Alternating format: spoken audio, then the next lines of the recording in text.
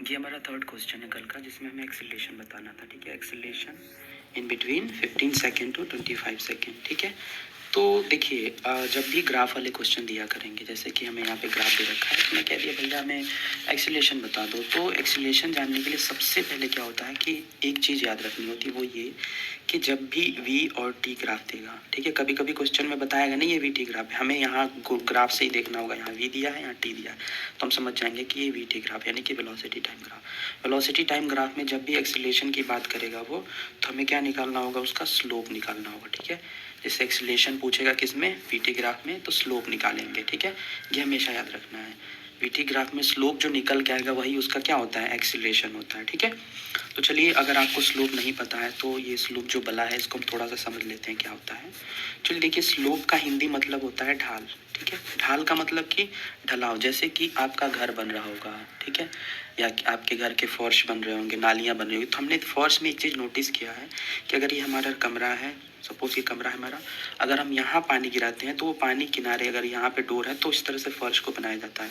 इसमें देखिए छोटा सा एक स्लोप दे रखा है उसने, यानी कि ये थीटा, यही जो थीटा होता है इसी को हम स्लोप कहते हैं। ठीक है, स्लोप हमारा कैसे निकलता है, दिस अपॉन दिस। ठीक है, तो इसी को हम स्लोप कहते हैं। जैसे नालियाँ बनती हैं, नालियों में भी आपने देखा होगा कि अक्सर एक तरफ थोड़ा सा स्लोप दे दिया जाता है ताकि पानी रुके ना, ईजिली चला जाए, तो इसी को हम स्लोप कहते हैं। ठीक है, अगर ऐसे हम फिजिक्स या केमिस्ट्री में समझना हो तो इस तरह से समझ सकते हैं। देखिए जैसे कि एक हमारा एक पोर्शन दिया हुआ, अब अगर इसमें कोई भी अगर गाड़ी है, जैसे वीटी पर ही हम समझे, कोई हमारी व्हीकल है वो चल रही है, ठीक है, इस तरह से चलती चली जा रही है, यानी कि उसका वेलोसिटी उसकी इंक्रीज़ कर रही है, टाइम भी इंक्रीज़ कर रहा है, तो ग्राफ भी ऐसे इंक्रीज़ करेगा। तो देखिए ध्यान से, इसमें मेन चीज़ समझने वाली ये है कि जब भी ग्राफ हमारा नीचे से ऊपर की तरफ जाएगा, डाउन टू अप, तो ये हमेशा पॉजिटिव स्लोप हुआ करेगा। ठीक है, ये याद रखिए एक ट्रिक की तरह। इन द सेम वे अगर हम कहते हैं कि ये हमारा टी है, ये हमारा पी है, ठीक है, अगर कोई ग्राफ, ठीक है, अपवर्ड टू डाउनवर्ड जाएगा, देखिए ये अपवर्ड है यानी कि वेलोसिटी इसकी कुछ ना कुछ पहले से ही है, यहाँ पे वेलोसिटी 0 है, यहाँ पे देखिए कुछ ना कुछ, सपोज 5 है वेलोसिटी, तो ये 5 से 0 की तरफ जा रहा है। 0 मतलब देखिए ध्यान से, जैसे अगर ये बॉडी यहाँ पे तो इसकी वेलोसिटी 5 है, अगर सपोज बॉडी यहाँ आ गई तो हम अगर इसको डॉट डॉट करके लाएं तो इसकी वेलोसिटी अभी 4 हो गई। इसी तरह आगे आते आते देखें तो ये देना पर आए तो देखो तो इसकी वेलोसिटी 2 हो गई। ऐसे चलते चलते यहाँ तक अगर बॉडी आ रही है तो देखिए इसकी वेलोसिटी कितनी होगी, 1। तो देखिए धीरे धीरे वेलोसिटी डिक्रीज हो रही है, एक टाइम पे यहाँ पे बॉडी आके रुक जाएगी तो वेलोसिटी का क्या हो गई, 0। देखिए अगर हम डॉट डॉट करके रेफरेंस लाइन बढ़ाए हैं तो वेलोसिटी की वैल्यू 0 हो गई, यानी कि ये बॉडी क्या कर रही है, रुक रही है, यानी कि यहाँ पे हमारा क्या है, कुछ ना कुछ नेगेटिव चीज़ लग रहा है। तो स्लोप जब निकालेंगे तो यहाँ पे इस स्लोप की जो वैल्यू क्या आएगी, नेगेटिव आएगी। ठीक है, तो समझ में आ गया। तो इसको सिंपल अगर याद रखने के लिए हमारे पास सबसे अच्छा ट्रिक ये है कि जब भी स्लोप हमारा हमारा डाउनवर्ड टू अपवर्ड जाएगा तो पॉजिटिव हुआ करेगा, अपवर्ड टू डाउनवर्ड आएगा तो नेगेटिव हुआ करेगा, ये हमेशा याद रखेंगे। तो चलिए आइए हम क्वेश्चन पे चलते हैं अपने। इस क्वेश्चन में इन्होंने क्या रखा था कि 15 सेकेंड से 25 सेकेंड के बीच में एक्सेलरेशन बताना है। ठीक है, तो एक्सेलरेशन के लिए हमने जान लिया कि इसका स्लोप निकालना है। तो अब इस पूरे ग्राफ को आप भूल जाओ, सिर्फ ये वाला पोर्शन आप अपने दिमाग में रखो। ठीक है, चाहो तो आप इसे अलग से बना सकते हो, कोई दिक्कत नहीं है, हम इसे अलग से चाहे तो यहाँ पे बना सकते हैं। इसकी वैल्यू 15 रख लें, यहाँ पे 25 रख लें, इसका हमें कोऑर्डिनेट निकाल लेंगे 15,4 और इसके कोऑर्डिनेट हो जाएंगे 25,0। तो ठीक है, ये चीज़ यहाँ पे समझ में आ रही है, बस हमें इससे मतलब, बाकी सब भूल जाओ। ठीक है, तो चलो आओ देखते हैं एक्सेलरेशन हमारा क्या होता है, स्लोप। स्लोप हम कहते हैं change in velocity upon change in time, ये भी इसकी डेफिनेशन होती है। ठीक है, चेंज इन वेलोसिटी मतलब इस वाले पोर्शन में कितना चेंज हो रहा है, चेंज इन टाइम मतलब इस वाले पोर्शन में कितना चेंज हो रहा है।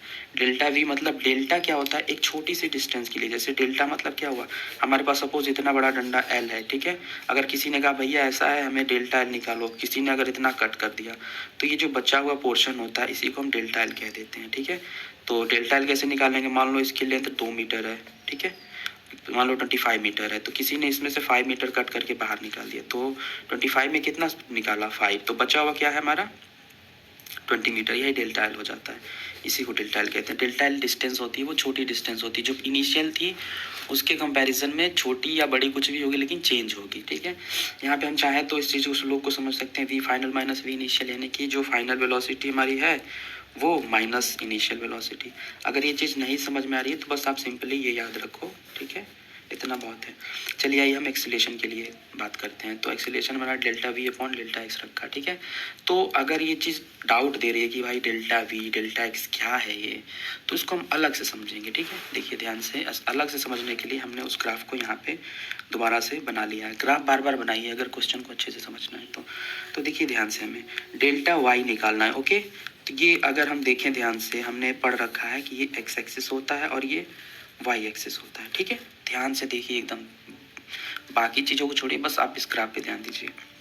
y2 माइनस y1, तो देखिए हमने ये कहा कि जो गाड़ी है, अभी हमने ग्राफ में समझा था, देखिए ध्यान से कि यहाँ पे अगर यहाँ से व्हीकल कोई चलना स्टार्ट कर रहा है तो यहाँ से वो इनिशियल पॉइंट उसका ये हो गया, ठीक है। तो इस हमारे जो ये हमारा व्हीकल है वो उसने क्वेश्चन में यहाँ से यहाँ तक पूछ रखा है, तो हम इस क्वेश्चन में इनिशियल पॉइंट हम इसको कंसीडर करेंगे, क्योंकि पहले से उसके पास 4 मीटर पर सेकेंड का क्या था, वेलोसिटी उसके पास थी, फिर थोड़ी देर बाद ज़ीरो हुई होगी, ठीक है। इसीलिए हम अपना इनिशियल पॉइंट इसको मानेंगे, फाइनल पॉइंट वो इसको मानेंगे। इसीलिए कोऑर्डिनेट में हम इसे x1 y1 मानते हैं और इसको x2 y2 मानते हैं, ठीक है। तो y2 माइनस y1, सिंपली इसको x1 y1 माना है, इसको x2 y2 माना है, इसको हम x0 y0 मान लेंगे, ठीक है। तो y2 माइनस y1, y2 की वैल्यू कितनी है 0 और y1 की वैल्यू कितनी है 4, ऐसे आप मान लिया करोगे। तो y2 हमने 0 रखा, y1 4, तो -4 आ गया। एक डेल्टा x निकालना है, यानी कि x2 माइनस x1, तो x2 हमारा क्या है 25, x1 कितना है 15, तो 25 माइनस 15 अपॉन ये हमारा क्या हो जाएगा, इसको सॉल्व करने के बाद 10 आ जाएगा। अब इसको रख देंगे हम, -4 हमारा डेल्टा y की वैल्यू कितनी है -4 और डेल्टा एक्स की वैल्यू कितनी है 10। तो जैसे आप अलग से सॉल्व करो, धीरे धीरे जब प्रैक्टिस में आ जाएगा तो ये डायरेक्ट यहाँ पे अप्लाई कर दो। एक्सीलरेशन हमारा कितना आ गया -2.5। अब ये माइनस क्या बोला है भाई, माइनस क्यों आ रहा है, तो हमने देखा कि बॉडी की जो स्पीड थी, वेलोसिटी थी, वो +4 थी, फिर 0 हो गई। जैसे कि आप ये बताओ, जैसे आप इंस्टीट्यूट के लिए, कोचिंग के लिए, स्कूल के लिए निकल रहे हो, तो गाड़ी बहुत तेज़ चल रही है, आपको जब उसको रोकने की ज़रूरत होती है तो एक्सीलेटर को आप पीछे की तरफ रिटार्ड करते हो, पीछे ऐसे रोटेट करते हो अपोजिट डायरेक्शन में, जैसे देखिए अपोजिट डायरेक्शन में, तो गाड़ी रुकना स्टार्ट होती है। तो एक्सीलरेशन, वहाँ पे जो एक्सीलरेशन लगता है उसे हम रिटार्डेशन कहते हैं। तो यहाँ पे जो नेगेटिव साइन है ये शो कर रहा है कि यहाँ पे एक्सीलरेशन नहीं है, रिटार्डेशन। रिटार्डेशन मतलब वो गाड़ी रुक रही है, एक टाइम के बाद उसकी वेलोसिटी क्या हो जा रही है, 0 हो जा रही है, इसीलिए हमने इसको क्या कह दिया, रिटार्डेशन कह दिया, ठीक है। तो ये समझ में आया, इसको हम सेकेंड मेथड से भी देख सकते हैं।